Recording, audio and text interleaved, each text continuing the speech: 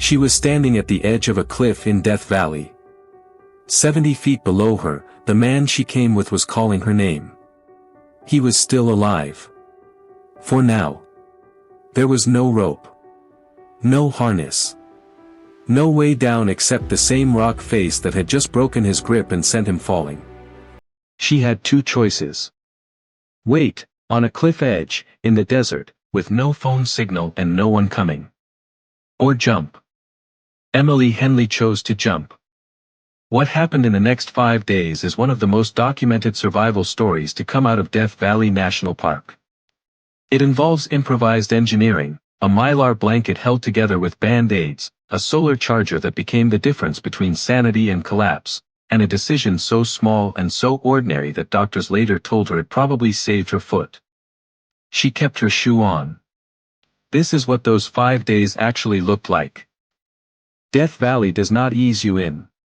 It presents itself all at once, the lowest point in North America, carved by ancient geology into a basin of salt flats, scorched rock, and silence so complete it feels physical. The mountains that frame it change color as the day moves. The temperatures do not negotiate. In April, the valley floor can reach 100 degrees Fahrenheit before noon, and the backcountry roads that cut through its interior are not roads in the way most people use that word. They are suggestions. Tracks in rock. Paths that assume the person following them knows what they are doing and has thought carefully about what happens if they don't. Alex Lofgren and Emily Henle knew what they were doing. That is what makes this story so difficult. These were not unprepared tourists who wandered off a parking lot. Alex had a reputation for seeking out isolated terrain, the kind of places most people see on maps and keep driving. Emily had grown into those trips beside him, developing her own competence and her own appetite for the places where the pavement ends. On April 3, 2021, they left Helendale, California for Death Valley. Water. Maps. Camping supplies.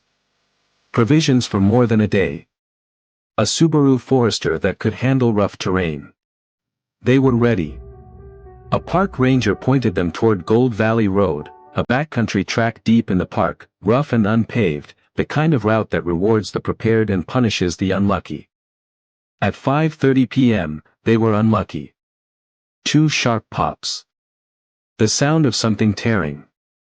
Both passenger side tires destroyed by a single jagged rock embedded in the road, the kind of rock that is invisible until it is directly beneath you and then it is too late. 1 spare. 22 miles from the nearest paved road. No cell reception. No shade. The desert in every direction. Here is the thing about bad luck in Death Valley, it compounds. 1 flat tire is a problem. 2 flat tires, 22 miles from help, in a desert where the afternoon temperature had been over 95 degrees, is a different category of event entirely. They knew it immediately. They did not panic. Panic is a luxury that costs energy, and energy, in the desert, is the currency everything else is priced in. That night they planned. They pored over maps and guidebooks. They packed a single day pack with the essentials, several liters of water, tuna pouches, a survival kit. They left a note in the car, 2 flat tires. Headed to Mormon Point. Carrying 3 days of water, and they arranged rocks on the ground in an arrow pointing the direction they would walk. Before dawn on April 4, Easter Sunday, they started moving. The route they chose ran through a canyon. Sheer walls. Narrow passages. The kind of terrain that looks manageable on a map and reveals its character only when you are inside it. They had been walking since 4 a.m. By 8 a.m. they found a geocache along the trail, a small container left by other hikers, with a logbook inside. Other people had been here. The trail was real. They pressed on. Then the canyon narrowed. And then they reached the waterfall. 70 feet. Straight down. No equipment, no rope, no alternative route visible from where they stood. The geocache logbook had mentioned it. Standing at the edge and reading about it are different experiences. They scouted every angle. No other way down. Alex made the decision to attempt it. What happened next takes 3 seconds to describe and will take Emily the rest of her life to process. He found footholds. He descended carefully. And then, at a point where the rock face offered nothing more to grip, he called up to her, "I don't see a safe way down. I'm going to climb back up." He lost his grip before he could. Emily heard him shout. She scrambled for anything, a branch, a rope, a handhold. There was nothing. And then Alex fell 70 feet down the face of the waterfall and disappeared from her sight. Silence. Then his voice. He was alive. Barely. But alive, and calling her name, telling her to get help, telling her that time was running out. Here is what Emily Henle did next, and why it matters. She did not freeze. She did not wait for a rescue that had no way of knowing where she was. She looked at the canyon wall, the left side, not the right side where Alex had fallen, and she found a narrow fissure. A crack in the rock, wide enough to brace herself in, steep and dangerous but theoretically climbable. She crossed to it. She descended inch by inch, arms spread wide, bracing against both walls of the crack. 30 feet from the bottom, the handholds ran out. She dropped her backpack. Then she let go. She hit the canyon floor and felt the snap immediately, the specific, unmistakable sound of bone fracturing cleanly. Her ankle. She stood on it anyway. She had to. She limped to where Alex had fallen. He was gone. His injuries were not survivable. Alex Lofgren died on Easter Sunday, April 4, 2021, at the bottom of a canyon in Death Valley, with Emily beside him. She had broken her ankle getting to him. Now she was alone, injured, trapped on a ledge halfway down a canyon with a 100-foot drop below her and no way up or down. The man she came with was dead beside her. And the desert had no opinion about any of this. What Emily did in the hours after Alex died is the part of this story that gets overshadowed by the drama of the fall, and it shouldn't. She took inventory. Not emotionally, there would be time for that, though she didn't know it yet. Practically. What did she have? What could she use? What was the most important problem right now? The survival kit contained a Mylar emergency blanket. She stacked rocks to create a shelter frame and stretched the blanket over it. The canyon provided shade for most of the day, but at 1:30 p.m. the sun found a narrow opening above and turned the ledge into something that required management.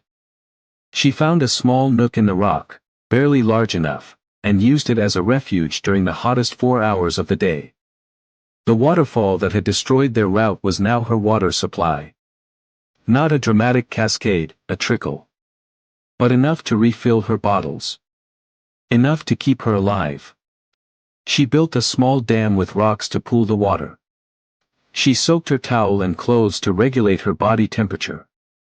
She used the Mylar blanket as a sunshade, and when it tore, which it did, because Mylar is not designed for 5 days of desert survival, she patched it with band-aids from the kit. She had a solar charger. No signal. But the charger kept her phone alive, and she used it the way a person uses the thing that stands between them and the collapse of their own mind. She wrote. Every day, the same words, "We will be rescued. We will get out of here." She knew the odds. She wrote it anyway. Here is what was happening outside the canyon while Emily kept herself alive inside it. By Wednesday, April 7th, 4 days after Alex and Emily had left Hellendale, search and rescue teams were moving through Death Valley. The scale of the park made the search almost impossible. Death Valley covers more than 5,000 square miles. A slot canyon in the backcountry is not a place that shows up easily from the air. Then a ranger found something. Alex had signed a backcountry log before they left, noting the area they planned to explore. That single entry, a detail most people would consider bureaucratic formality, led searchers to Gold Valley Road. They found the Subaru. They found the note inside. They found the rock arrow pointing toward Mormon Point. The breadcrumbs Alex had left were working. On the morning of April 8, Emily heard something that did not belong in the canyon. Helicopter blades. She grabbed the Mylar blanket, torn, patched with band-aids, barely holding together, and she waved it with everything she had. The helicopter passed overhead. Didn't see her. She kept waving. It came back.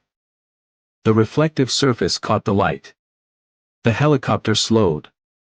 Then it pulled away. Emily watched it go and made herself understand what had just happened. They saw me. Rescue is in motion.